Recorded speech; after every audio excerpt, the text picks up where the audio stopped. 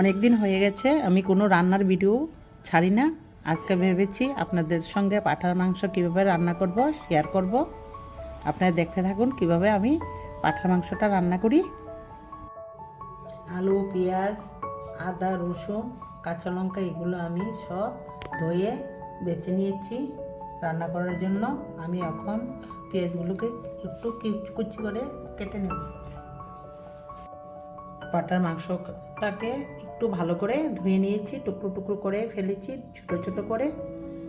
এখন পেঁয়াজগুলো কেটে নিয়েছি, কুচি কুচি করে ফেলছি। 6টার মতো পেঁয়াজ কুচি করে নেব, এভাবে একটু লম্বা লম্বা করে এভাবে করব।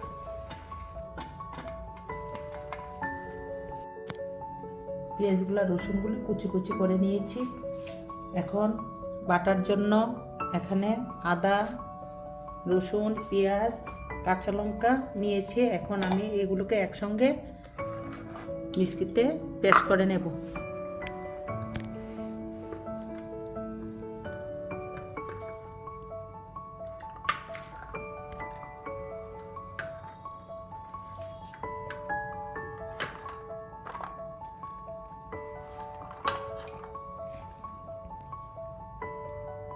মিক্সারে পেস্ট করে নেব।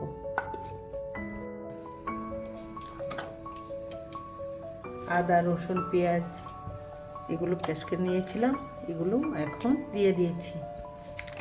ধনিয়া গুঁড়ো দিয়ে দিচ্ছি আমি একটু কম পরিমাণে,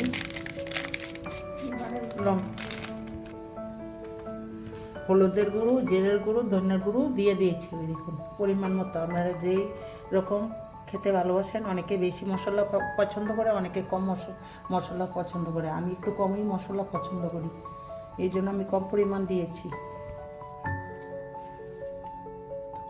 2 চামচের মতো নুন দিয়ে দিচ্ছি। আমি একটু সরষের তেল, লাল তেলটা দিতে পাঁঠার মাংসতে ভালোবাসি, তার জন্য একটু দিয়ে মেখে রেখে দেব। মেখে আধ ঘন্টার মতো রেখে দেব। রেখে তারপর কিছুক্ষণ পরে এগুলোকে যখন রান্না করব তখন দেখাবো।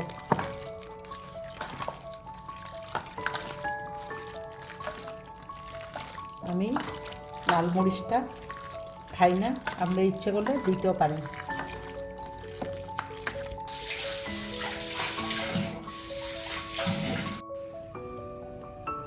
কড়াইটা বসিয়ে দিয়েছি, জালটা গরম হয়ে গেছে। আমি সরষের তেলটা দিয়ে দিয়েছি। এখন আমি 4টার মতো তেজপাতা দিয়ে দেব। এটা গরম হয়ে গেছে এরকম।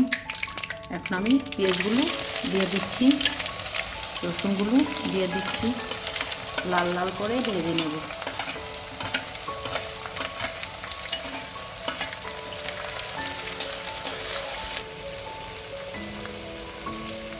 তার মধ্যে আমি পেঁয়াজ আর আলু কেটে রেখেছিলাম দিয়ে দিচ্ছি।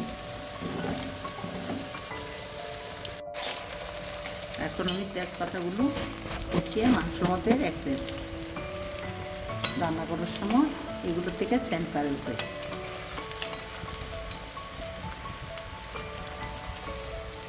আর লাল হয়ে গেলে আমি বাটিতে একটু রেখে দেবো, একটু ঝোলের পর দেবো, সেন্টটা ভালো আসবে।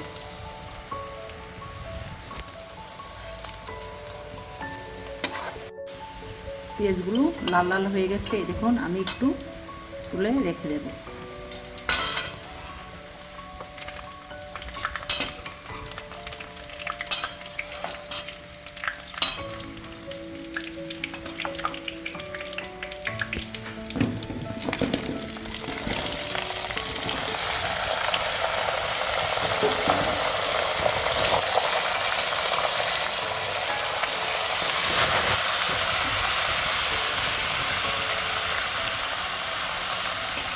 এখন আমি এগুলোকে একটু কষিয়ে নেব।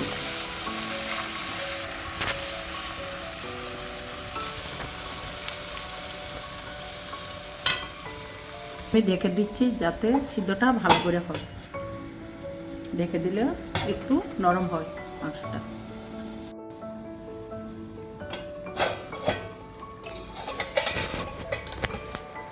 ঢাকনাটা আমি উঠিয়ে নিচ্ছি। দেখুন ফুটতে আরম্ভ করেছি, একটু লেগেও গেছি। এরকম আমি একটু নেড়ে দেবো, নেড়ে আবার ঢাকনা দিয়ে রেখে দেবো।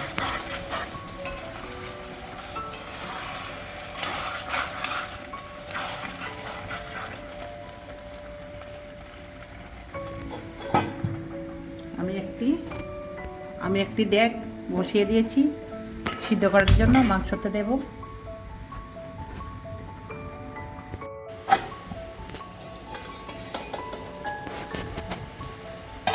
এই দেখুন আমার মাংসটা হয়ে গেছে, এই দেখুন শুকিয়ে গেছে, জলটা কষা কষা হয়ে গেছে। আর একটু ভাজা করব। আর গরম জল দিয়ে বসিয়ে দিয়েছিলাম, ফুটতে আরম্ভ করে দিয়েছে। এই দেখুন আমি এই জলটাই এই মাংসের সঙ্গে দেব।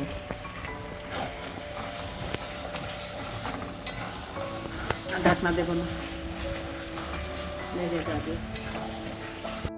এই দেখুন তেল ছেড়ে দিয়েছে, আমার মাংসটা একটু কষা কষা বেশি হয়ে গেছে। এখন আর ভাজলে লেগে যাবে নিচে। আমি এখন সিদ্ধ করা জলটা দিয়ে দিচ্ছি। একটু ভালো করে সিদ্ধ করে নেব, কারণ পাঁঠার মাংস একটু শক্ত থাকে, সিদ্ধ করার জন্য জল একটু বেশি দিতে হয়। আমি একদম শুকিয়ে নেব। মাংসটা করতে শুরু করেছে, এই ফাঁকে আমি এই দেখুন এলাচি আমি বেটে নেব।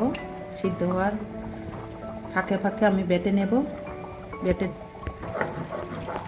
আমি বেটে নিয়েছি, এই দেখুন আমি এখন জুলেতে দিয়ে দেব। খেয়েছিলাম পেঁয়াজটা, এই দেখুন এখন আমি দিয়ে দেব এলাচি আর পেঁয়াজটাকে দিয়ে দেব। দিয়ে দিলে সেন্টটা একটু ভালো আসে।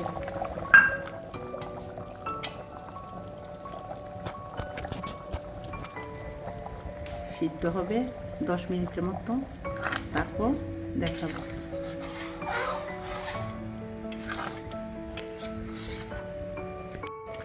আমার রান্নাটা যদি আপনাদের ভালো লাগে তাহলে শেয়ার করে দেবেন। মটনটা দেখুন কি কষা কষা হয়ে গেছে। এই দেখুন খেতে কীরকম হবে আমার ছেলে খেয়ে কমেন্ট করে বলে দেবে। এখন আমি উনুনটা বন্ধ করে দেব।